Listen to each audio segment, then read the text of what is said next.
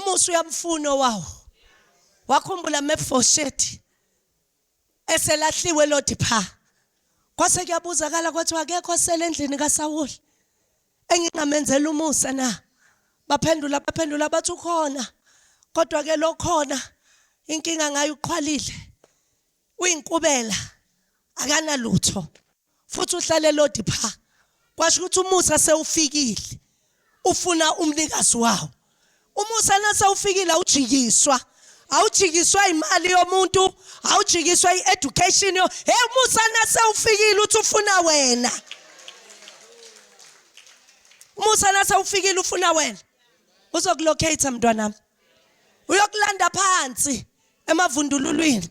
Ukuthatha ukuhlalise namakhosi. Ngoba umusa ukhethi. Awufani nabantu. Musa ukhethi. Nase ufuna uthi lo munye umhlabeleli yebo ke nawo ongakakholwa uyabizelwa enhlahleni le. Lo musa ongaka sewungatho wanele bonke. Uma ubanele bonke kusho ukuthi nawe ubaliwe kulo musa. Nelakhe igama libaliwe kulo musa ngoba lo musa unjani bazalwane? Wanele bonke. Wanele bonke. Wanele wena lo mntwana akho shaya ama drugs. Lo shaya unyawupe ubaliwe kulo musa. Ubalelwe yena wabele wona lo mntwana akho ngasebenzi. Ubaliwe naye kulo musa. Ungizwa kahle kodwa ukuthi ngithini? Awufuna abakholwayo. Ufuna laba abawufunayo umusa. And kwesinye isikhathi umusa lo semadrugsini akazibona ukuthi uyawudinga. But nakunalolo khekhalela ukuthi lo musa awuze wehlele endlini yakhe. Uzamthola lo shaya idakamizwa ngoba lo musa usuke wenzelwa lo khalala. Kunabantwana bakhe bayosebenza hayi ngoba bayaqualify kodwa ngoba uNkulunkulu wenzela wena umusa.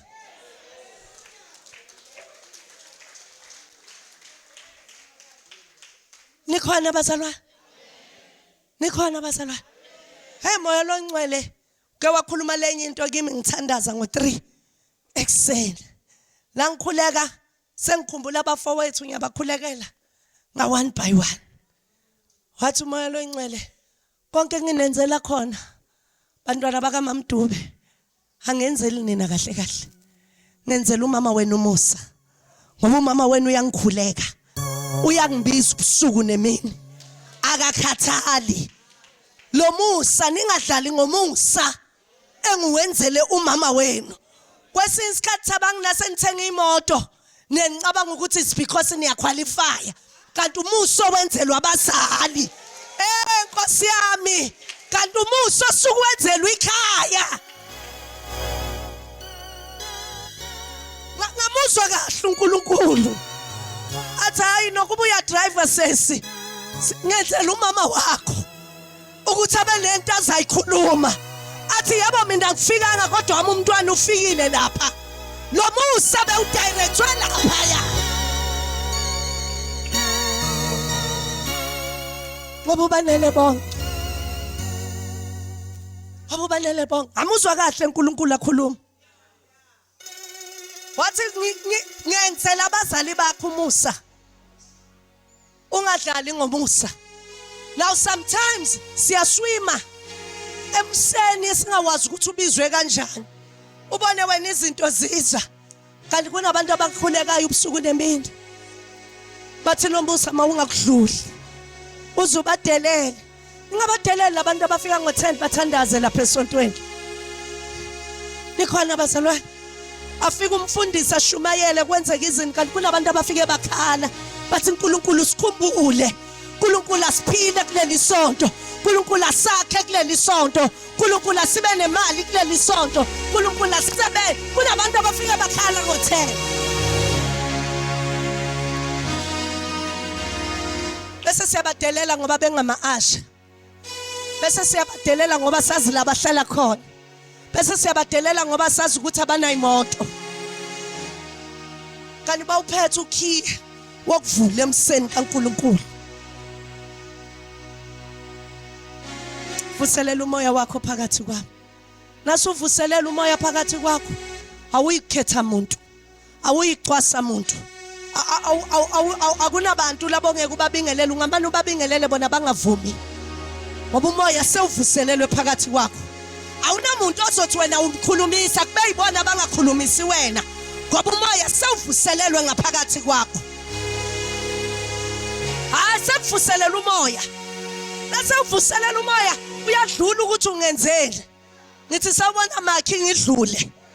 Nangabe uyavuma ungavumanga isele nawe. Ngoba mina umoya uvuselelwe phakathi kwakho.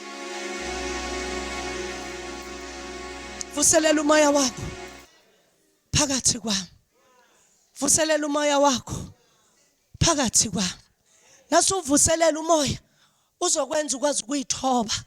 Uthi emfowethu hayi asikhulumisananga kahle.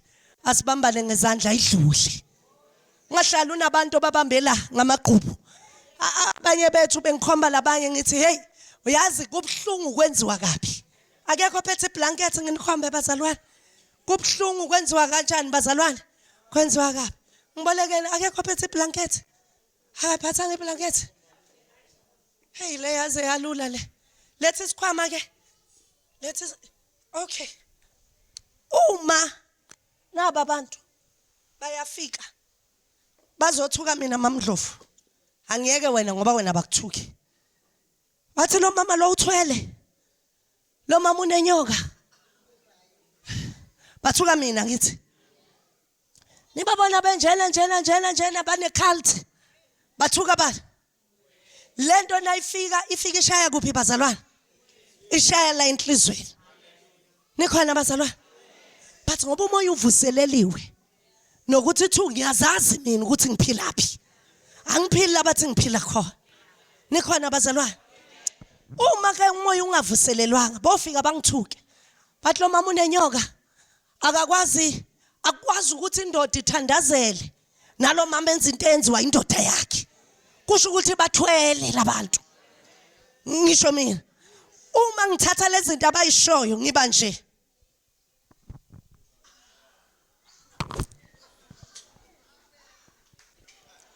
Ngihamba ngishe. Ngithwele inkulumo zabantu.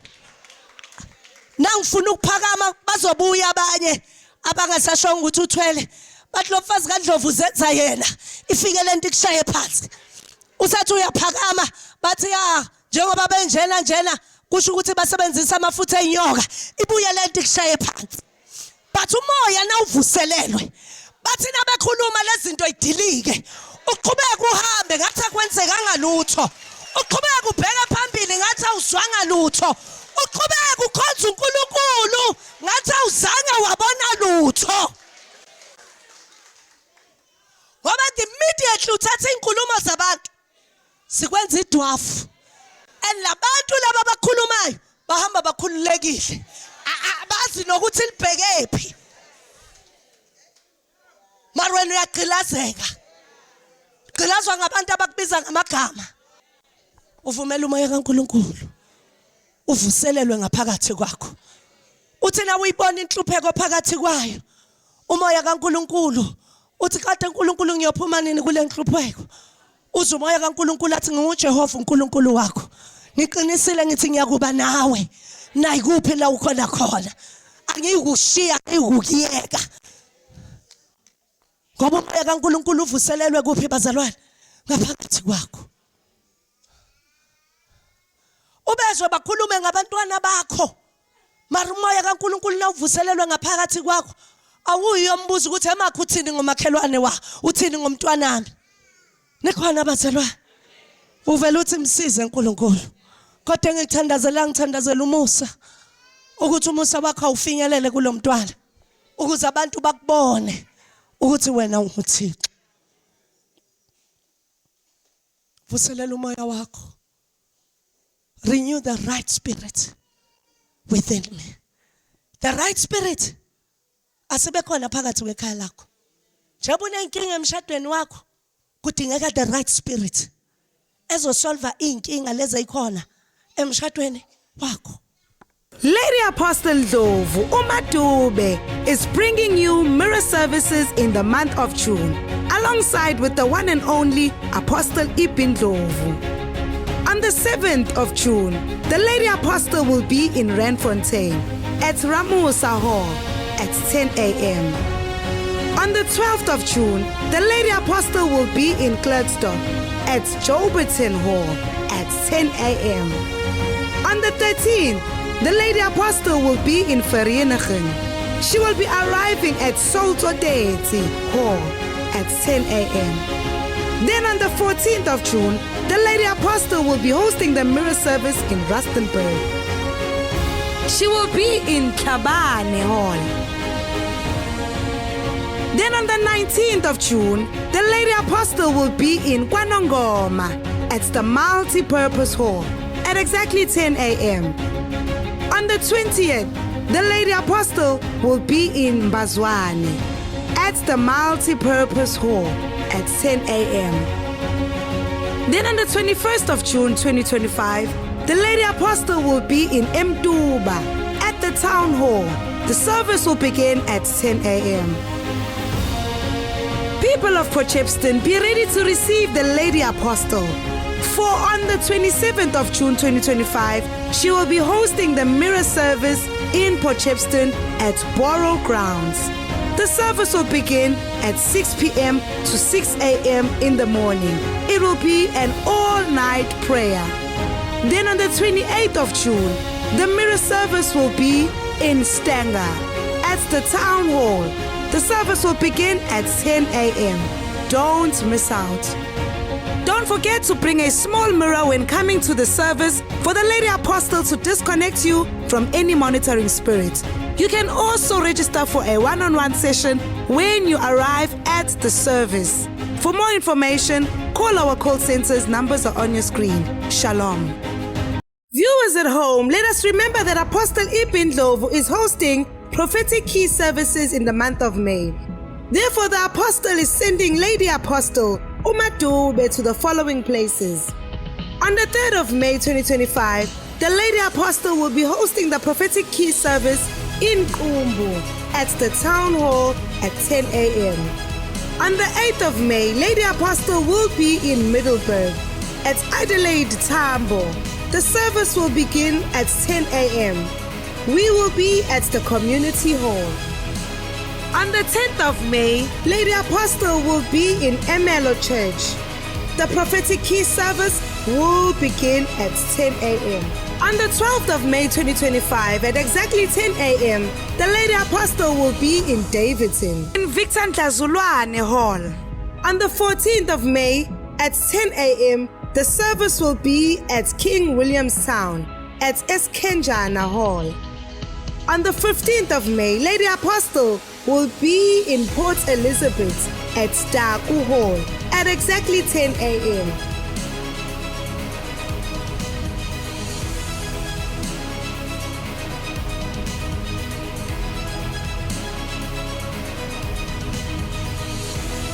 On the 17th of May, Lady Apostle will be in Eshowe at the Town Hall. The prophetic key service will begin at 10 a.m.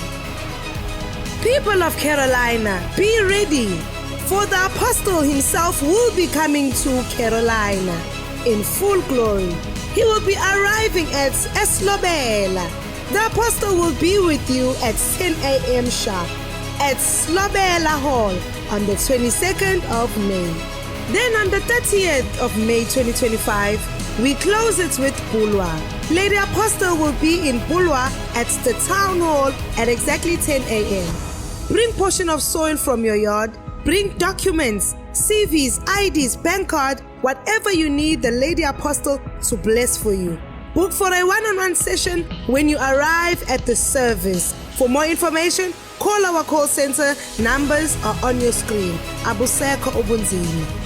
Ngifuna ukuphakamisa ugcobo lika baba umpostoli noma umpostoli ngoba ngolesihlanu mhla ka2 khona itoho ngiyoqala kulona kanye nengane yami sobabili. Bazalwane afika la ekhaya last year ngoJanuary ngaqala ukusebenzisa izinto zala ekhaya angifunda imatric ngaqala ngoJanuary ngangigula ke bazalwane uthi njalo bengabe ngiyobhala ngigula ngiwa yabo ngiphathwe ekhanda ngabhale ngize ngigodukiswe nasesikoleni kuthe last day ngoJune ngeza la ekhaya ke ngalandela uma ngeza ngala ekhaya bengathenga iproduct ngafika ngathenga usawoti ngathenga nekhandlela yepeni bazalwane ngathi ngiyobhala bazalwane ngageza ngawo usawoti and ngithe ngibhala bazalwane kwangaba khona lutho akuzange ngiphathe ikhanda ngizange ngiquleke ngabe mina nje ngabhala kahle ngaphasa futhi ngizobonga nje kakhulu ukuthe ngoNovember sengibhalela ifinal bazalwane ngaphuma no-diploma bazalwane ngiyabonga kakhulu ngiyabonga bazalwane mina ngifikele ekhaya ngigula bengiphila ngokugula usuku nosuku kwenzeka lishona ilanga ungakwazi ngisho ukuvuka ngathanazela nje ubaba umprofethi wangibeka izandla ngaphila njengoba ngikwazi ukuhamba namhlanje bengiphathwa ikhanda zonke insuku kodwa nje ngabe kwizandla la ekhaya ngaphila namhlanje ngiyakwazi ukuvuka ekseni bengingasakwazi ukuvuka ngingakwazi ukwenza lutho ngiyabonga ngoDobo lababa umprofethi amen ngathenga usawoti nekhalenda ekhaya besihlala ngokukazwani cabana ngangokuba bekungafuna umuntu uphuma isidumbu ngathenga ikhalenda nosawoti akusekho lutho ekhaya sekumnandi siyaphela besihlushwa yimneke amaselesele yonke into yesilwane ongayicabanga kodwa akusekho lutho nanokuthi ke ngibonga ukuthi ngoJune 1 khona okuhle nje okuzayo ekhaya siyabonga kakhulu siyabonga hayi mina ke kodwa omunye wodade wethu siyabonga ngathi ngaqhubeka njalo akekho umuntu obaluleke emhlabeni njengomuntu wesifazane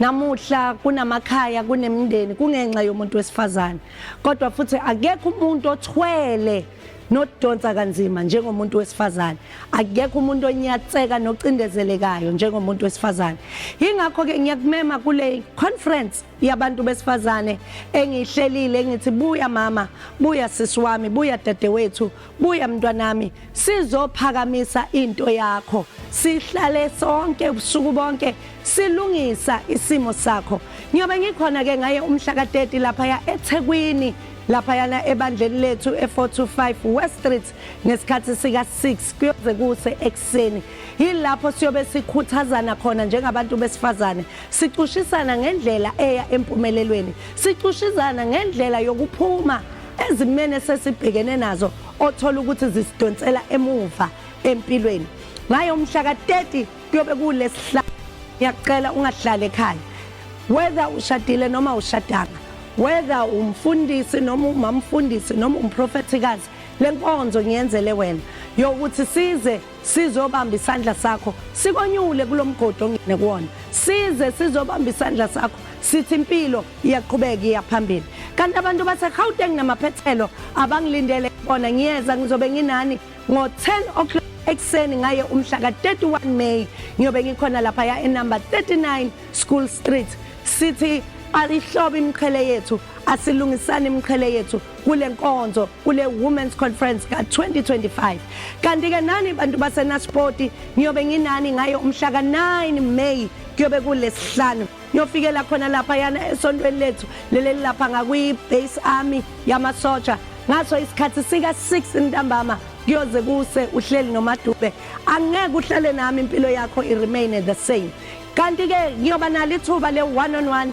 nabo abantu besifazana abathi mama sifuna ukuhlala phansi nawe cubungule isimo sethu sika moya fonele call center njengamanje ubhuke isikhala se one on one yakho asipheleleni sihlangane khona inkonzo enkulu yokukhulekela imindeni baba umpostoli uyasimema uyasibiza sonke ukuthi asipheleleni khona lapha yana eDurban ku number 425 West Street ngesikhathi sika 10 o'clock ekseni yilapho ubaba umpostoli ayobekhulekela imindeni ibhlungu into enzeke emndenini kubhlungu ukuthi nibe umndeni ongezwani umndeni oxabanayo uthola ukuthi emndenini kuphumelela umuntu munye qha, bonke abaphumeleli, bonke izinto zabo zivalekile.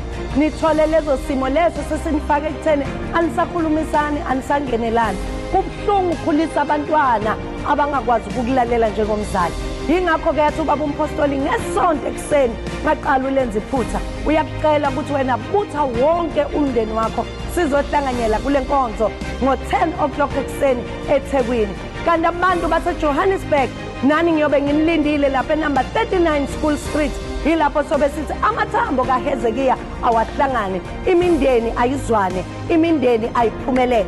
Bese kuyothi ngayo umhla ka-11 abantu base-Edendale, abantu base-Pietermaritzburg abamlindele ubaba umpostoli ekuseni ngo-7.